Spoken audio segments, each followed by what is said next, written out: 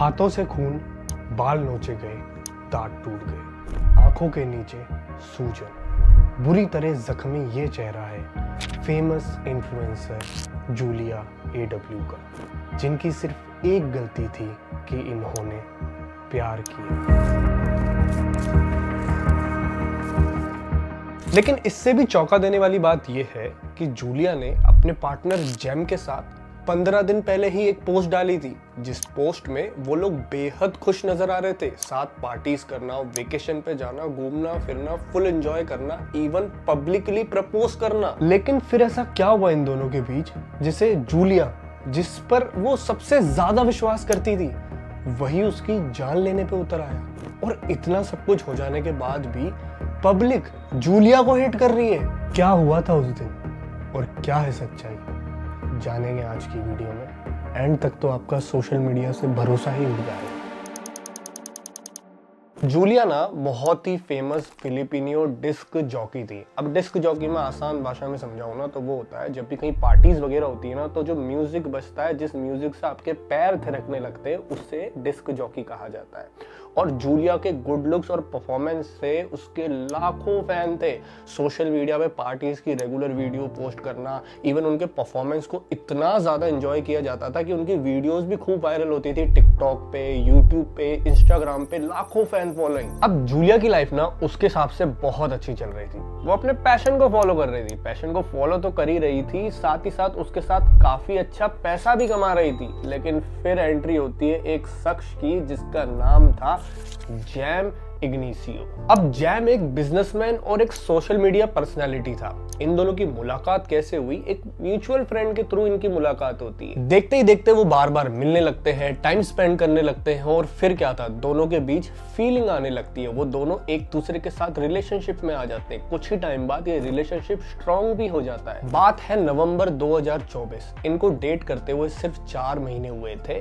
Jam ने Julia को सबके सामने ओपनली प्रपोज कर दिया और दोनों ने अपनी एंगेजमेंट भी अनाउंस कर दी। अब दोनों अपने रिलेशनशिप को लेकर इतने ज्यादा कॉन्फिडेंट थे कि दोनों ने अपने सोशल मीडिया हैंडल पर वीडियो पोस्ट कर दी, जिसको देख के जूलिया के फैन तो भाई क्रेजी हो गए, एकदम क्रेजी। वो बहुत ज्यादा खुश हो गए कि चलो जूलिया की लाइफ में एक पार्टनर आ चुका है और आगे आने वाली लाइफ इनकी बहुत अच्छी होने वाली है। देखते ही देखते वो क्लोज आते चले गए, आपस में हमेशा साथ दिखने लगे, चाहे पार्टीज हो, वेकेशंस हो। वो अपने सोशल मीडिया हैंडल पे ना, स्पेशली इंस्टाग्राम पे, हर एक चीज अपने फॉलोअर्स के साथ शेयर करते। Happy life, everything is good, our good relationship, ना कोई लड़ाई, ना कोई आर्ग्यूमेंट, और सब कुछ सही जा रहा था। अचानक से 12 फरवरी 2025 को जूलिया एक पोस्ट डालती है अपने इंस्टाग्राम पे, और उस पोस्ट में जूलिया की हालत काफी ज्यादा खराब दिख रही थी। होठ सूजे हुए थे, आंखों के नीचे भी काफी ज्यादा स्वेलिंग थी, आगे के दांत भी टूटे हुए थे।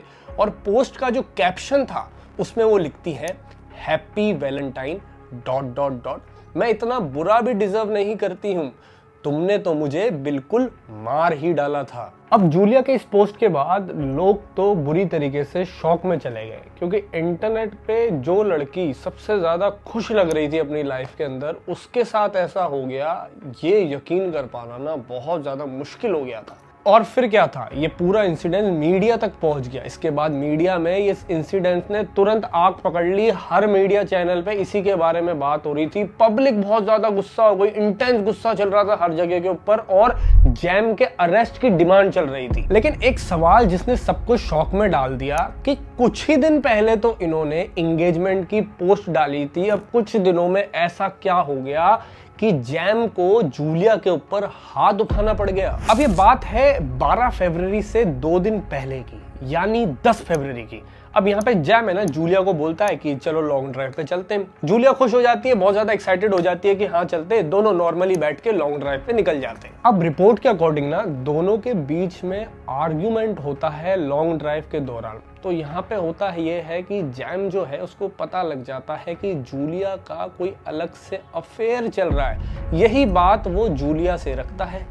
फिर क्या था, दोनों का आर्ग्यूमेंट शुरू हो जाता है, और फिर जैम अपना आपा खो देता है और जूलिया पर हाथ उठाना शुरू कर देता है। हाथ, गाल, बाल, हर जगह पे जैम उसको मारना शुरू करता है। बाल खींचता है, थप्पड़ मारता है, मुक्कों से मारता है, जहां जहां उसको मौका मिलता है ना वहां वो उसको मारता है। और जूलिया अपनी जान बचाने की कोशिश करती है, वो बहुत ज्यादा ट्राई करती है, लेकिन कार लॉक थी और जो रोड था वो बहुत ज्यादा सुनसान था। वो हेल्प मांगने की कोशिश करती रहती है, लेकिन आसपास कोई भी नहीं होता और जैम उसका मोबाइल फोन भी रख लेता है ताकि वो मदद ना मांग पाए। जूलिया ने बताया कि जब वो उसको सुनसान रास्ते पे लेके जाता जा रहा था, वो और ज्यादा गाड़ी तेज चला रहा था, लेके जा रहा था, लेकिन लकीली वहां पे एक टोल बूथ आ गया। और जैसे ही जैम गाड़ी से उतरा, मौका देख के जूलिया ने शाउट करना शुरू कर दिया, गाड़ी से भागी और लोगों को बुलाया, अपनी तरफ बुलाने की कोशिश करी। इतने में जैम घबरा गया और वो गाड़ी लेके वहां से तुरंत भाग गया। घटना के तुरंत बाद जूलिया ने अपनी बहन जो को फोन लगाया। जो ने पूरी बात जैसे ही समझी, उसने पुलिस को इन्फॉर्म किया।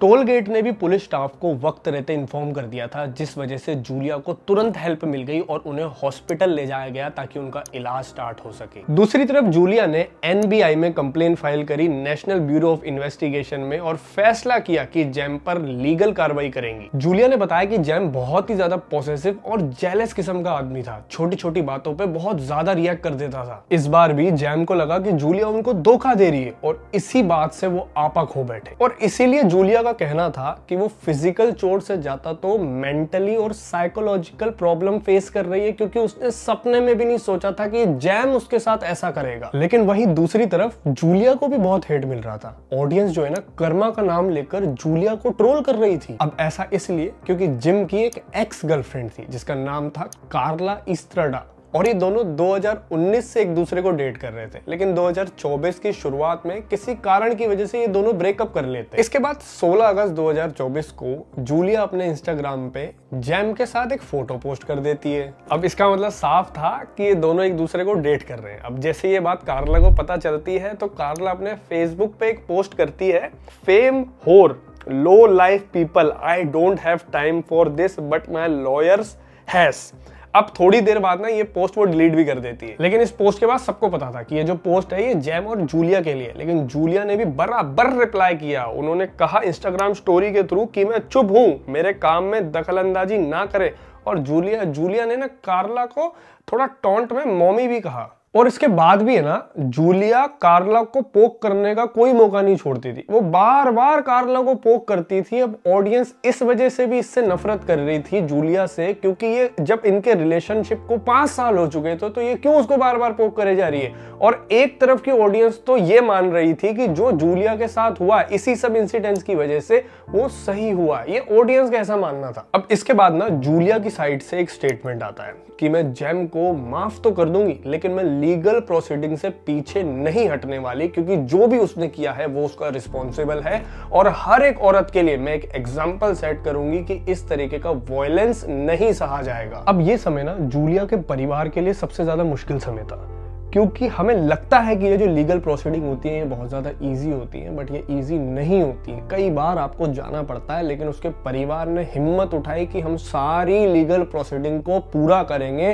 क्योंकि इससे और औरतों को हिम्मत मिलेगी आवाज उठाने के लिए। अब मैं अगर लीगल प्रोसीडिंग की बात करूँ ना, तो NBI ने जैम के खिलाफ सुपीना लॉन्च किया था। सुपीना इशू करना क्या होता है, जैसे मान के चलो आपको NBI के सामने प्रेजेंट होना पड़ेगा और अपना स्टेटमेंट देना पड़ेगा। अब शुरुआत में तो ना जैम ने सुबीना का कोई रिस्पॉन्स ही नहीं दिया, लेकिन फरवरी 21 को वो NBI के ऑफिस आता है, अपना स्टेटमेंट रिकॉर्ड करता है प्रॉपर तरीके से और माफी भी मांगता है। और वो सबसे माफी मांगता है, इवन उसके घर वालों से भी, जूलिया के और उसके फैन से भी अपोलोजाइज करता है। और वो ये बात कहता है कि मेरे से मिसअंडरस्टैंडिंग हो गई थी और मेरे से ये चीजें गुस्से में हुई थी। इसके बाद NBI डायरेक्टर जेमी सेंटिगो ने इस पूरी प्रोसीडिंग में बहुत इंपॉर्टेंट रोल निभाया। अब उन्होंने क्लैरिफाई किया कि ये केस टाइम के लैप्स होने के कारण वारंटलेस अरेस्ट के लिए अप्रोप्रिएट नहीं है। सेंटिगो ने इस बात पे भी जोर दिया कि जैम का एक कमिटेड क्राइम एक पब्लिक क्राइम है, और एनबीआई को ये केस प्रोसिक्यूटर ऑफिस में फाइल करना पड़ेगा। उन्होंने ये भी बताया कि जैम और जूलिया अगर डिसाइड करते हैं इस मैटर को सॉल्व करने का तो ये केस प्रोसिक्यूटर के हाथ में होगा और वो डिसाइड करेंगी सबूतों के आधार पर कि इस केस में आगे अब क्या करना है। एनबीआई डायरेक्टर ने जैम को ये भी समझाया कि जो एक्ट उसने किया है वो एक पब्लिक क्राइम है और ऐसे केस में सुलह करके या अपॉलॉजी करके चीजों को सॉल्व नहीं किया जा सकता, उन पे लीगल प्रोसीडिंग होगी ताकि फ्यूचर में ऐसा इंसिडेंस ना हो सके। अब इतना सब हो जाने के बाद जूलिया ने जैम को माफ तो कर दिया था, लेकिन अपने फैमिली का सम्मान रखने के लिए उसने जैम को शादी से मना कर दिया,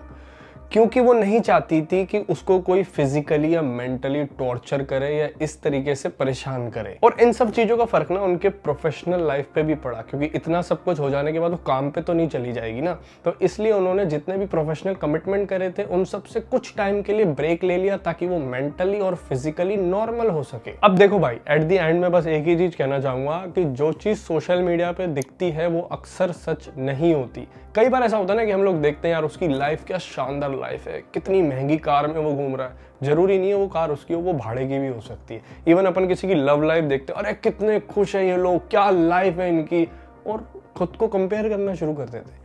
लेकिन ऐसा भी तो हो सकता है ना ये बस एक ऊपरी परत हो, क्योंकि वो कहावत सुनिए ना, दूसरे की थाली में हमेशा घी ज्यादा दिखता है। और जब भी आप खुद को किसी से कंपेयर करोगे ना, आप नोटिस करोगे कि आपके अंदर अगर कोई कमी नहीं है या आपके पार्टनर में कोई कमी नहीं है, तब भी आप उसमें कमियां ढूंढना शुरू कर दोगे। इंसान जो होता है ना, इंसान वो कभी भी 100% अच्छा नहीं हो सकता, 80% ही अच्छा होगा ना। सब में कोई ना कोई बुराई या कोई ना कोई कमी जरूर होती है, लेकिन हमारा काम है उसको एक्सेप्ट करना और आगे बढ़ना। और अगर आपके रिलेशनशिप में कोई प्रॉब्लम है ना, तो प्लीज बात करो एक दूसरे से। लोगों के पास पता है बात करने के लिए कोई नहीं होता है, इसी वजह से वो डिप्रेशन में चले जाते हैं, मेंटल इश्यूज से गुजरते हैं और फिर कहीं ना कहीं दूसरा पार्टनर ढूंढने निकल जाते हैं। तो प्लीज बात करके उन चीजों को सॉल्व करो। और इसी के साथ अगर ये वीडियो पसंद आए तो लाइक कमेंट शेयर कर दो। और इंस्टाग्राम पे मैं फिटनेस से रिलेटेड बहुत ही जबरदस्त कंटेंट डालता हूं, तो वहां पे भी ढेर सारी गपशप करेंगे। चलो भाई, thank you so much for watching.